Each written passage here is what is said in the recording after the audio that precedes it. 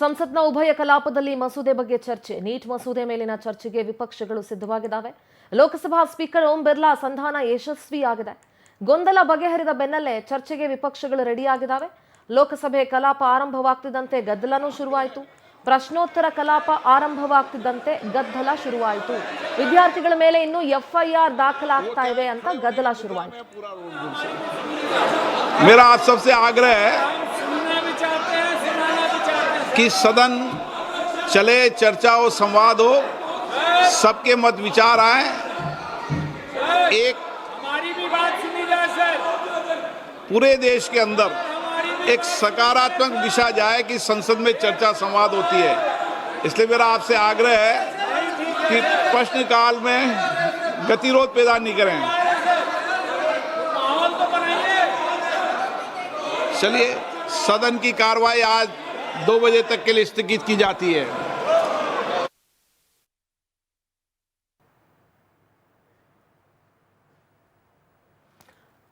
ಪ್ರಶ್ನೋತ್ತರ ಕಲಾಪ ಆರಂಭವಾಗ್ತಿದ್ದಂತೆ ಗದ್ದಲ ಶುರುವಾಯಿತು. प्रश्नकाल है।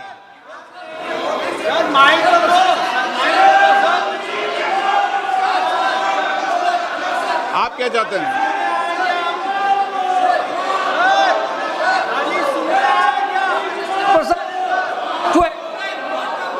नो, सर मैं सर सभी स्टूडेंट्स दलों आर से बीन बीटन पुनः अप अपील बाय करता हूं पैलेट गन।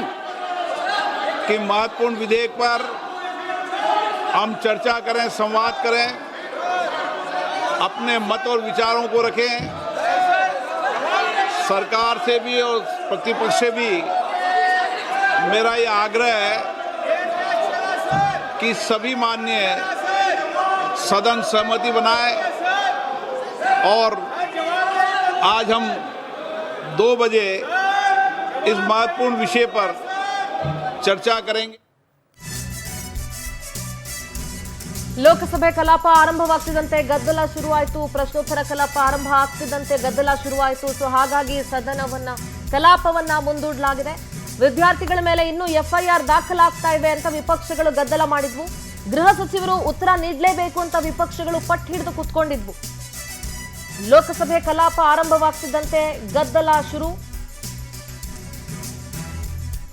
ವಿದ್ಯಾರ್ಥಿಗಳ ಮೇಲೆ ಇನ್ನೂ ಎಫ್ಐಆರ್ಗಳು ದಾಖಲಾಗ್ತಾ ಇದ್ದಾವೆ. ಇದಕ್ಕೆ ಗೃಹ ಸಚಿವರು ಉತ್ತರ ಕೊಡಬೇಕು.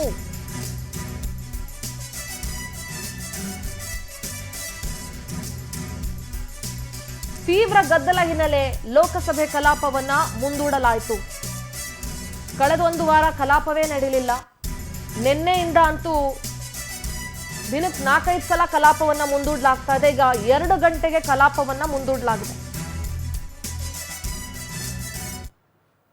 ಸ್ಪೀಕರ್ ಓಂ ಬಿರ್ಲಾ ಈ ನೀಟ್ ಮಸೂದೆ ಏನಿದೆ ಇದ್ರ ಬಗ್ಗೆ ಮಾತನಾಡೋದಕ್ಕೆ, ಚರ್ಚೆ ಮಾಡೋದಕ್ಕೆ 6 ಗಂಟೆಗಳ ಕಾಲಾವಕಾಶವನ್ನ ನಿಗದಿ ಮಾಡಿದ್ರು ಸಹ ಗಲಾಟೆಗಳಾಗ್ತಾ ಇದೆ. ಮಧ್ಯಾಹ್ನ 2 ಗಂಟೆಗೆ ಕಲಾಪವನ್ನ ಮುಂದೂಡಲಾಗಿದೆ. जिस कड़ी मेहनत से स्वर्ण, रजत, कांस्य जीतते हैं और संसद उनका अभिवादन करती है, 140 करोड़ जनता अभिवादन करती है, तो खिलाड़ियों का मनोबल बढ़ता है।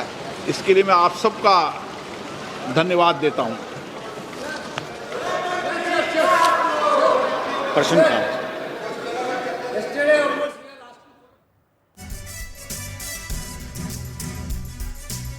ರಾಜ್ಯಸಭೆಯಲ್ಲೂ ವಿಪಕ್ಷಗಳಿಂದ ಪ್ರತಿಭಟನೆ ಶುರುವಾಗಿದೆ.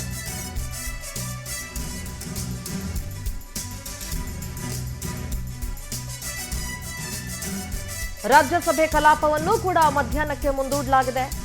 ಉಭಯ ಕಲಾಪದಲ್ಲಿ ಮಸೂದೆ ಬಗ್ಗೆ ಚರ್ಚೆ ಮಾಡಬೇಕಾಗಿತ್ತು, ಆದರೆ ರಾಜ್ಯಸಭೆ ಕಲಾಪವನ್ನು ಕೂಡ ಮಧ್ಯಾಹ್ನಕ್ಕೆ ಮುಂದೂಡಲಾಗಿದೆ.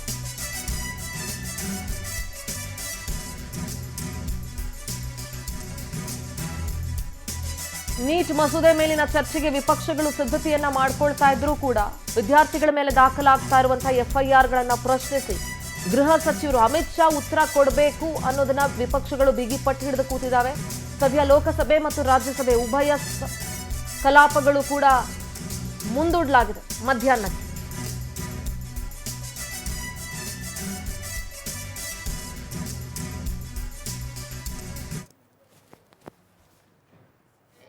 ऐसा सभी लोगों ने सहमति व्यक्त की है। ಲೋಕಸಭೆ ಮತ್ತು ರಾಜ್ಯಸಭೆ ಸಂಸತ್ನ ಉಭಯ ಕಲಾಪವನ್ನು ಕೂಡ ಮಧ್ಯಾಹ್ನಕ್ಕೆ ಮುಂದೂಡಲಾಗಿದೆ. समय तय कर लेगा और मेरा आपसे आग्रह है, आज और निवेदन कर रहा हूं मैं, कितना भी गतिरोध हो, कितना भी बड़ा मुद्दा हो, लेकिन मैं माननीय सदस्यों से आग्रह करता हूं, प्रश्नकाल में गतिरोध नहीं होना चाहिए।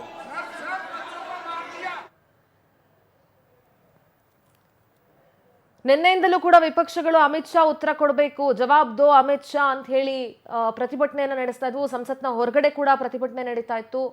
ಬ್ಯಾನರ್ ಇಟ್ಕೊಂಡು ಪ್ರೊಟೆಸ್ಟ್ ಮಾಡ್ತಾ ಇದ್ರು ಪ್ರತಿಪಕ್ಷಗಳು, ಕಾಂಗ್ರೆಸ್ ಸೇರಿದಂತೆ ಇಂಡಿ ಒಕ್ಕೂಟದ ಪಕ್ಷಗಳು.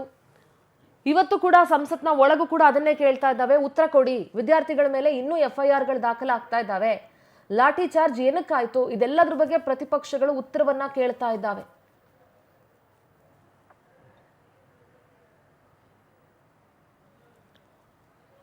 ತೀವ್ರ ಗದ್ದಲ ಉಂಟಾಯಿತು. ಈ ಸಂದರ್ಭದಲ್ಲಿ ಕಲಾಪವನ್ನ ಮಧ್ಯಾಹ್ನ 2 ಗಂಟೆಗೆ ಮುಂದೂಡಲಾಗಿದೆ.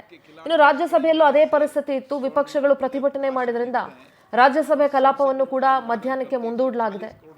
ಅಮಿತ್ ಶಾ ಉತ್ತರ ಕೊಡ್ತಾರಾ ಇಲ್ವಾ ಅನ್ನೋದು ಬಹಳಷ್ಟು ಜನರ ಪ್ರಶ್ನೆ. ಯಾಕೆಂದ್ರೆ ಅಮಿತ್ ಶಾ ಇದುವರೆಗೂ ಈ ವಿಚಾರವಾಗಿ ಮಾತೇ ಆಡಿಲ್ಲ. धन्यवाद देता हूं।